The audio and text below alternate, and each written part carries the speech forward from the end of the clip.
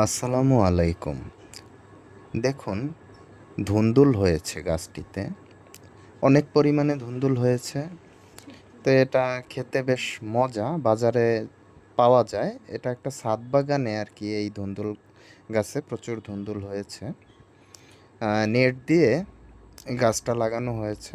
গাছের গোড়া অবশ্য নিচে মাটিতে দেখানো সম্ভব হচ্ছে না, কারণ প্রায় ৩ তলার উপর থেকে এই ভিডিওটা করা।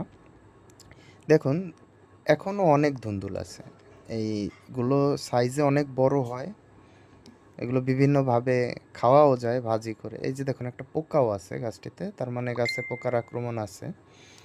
আবার হচ্ছে পাতাগুলোও কিছুটা নষ্ট নষ্ট। এই যে দেখুন, পিঁপড়া আছে। তো এইভাবে পিঁপড়া থাকলে গাছের গোড়ায় ছাই দিতে হয়, অথবা গাছে ছাই দেয়া যায়। যাদের ছাই না আছে তারা হচ্ছে ১ লিটার পানিতে লিকুইড সাবান মিশিয়ে ওই সাবান পানিটা যদি গাছে স্প্রে করা হয়, সেক্ষেত্রে পিঁপড়া এবং পোকা এগুলো দূর করা সম্ভব আর কি। আর আপনারা জানেন যে পিঁপড়ার আক্রমণে আসলে ফলের অনেক ক্ষতি হয়। তো এইভাবে করে দেখতে পারেন আর কি আপনারা।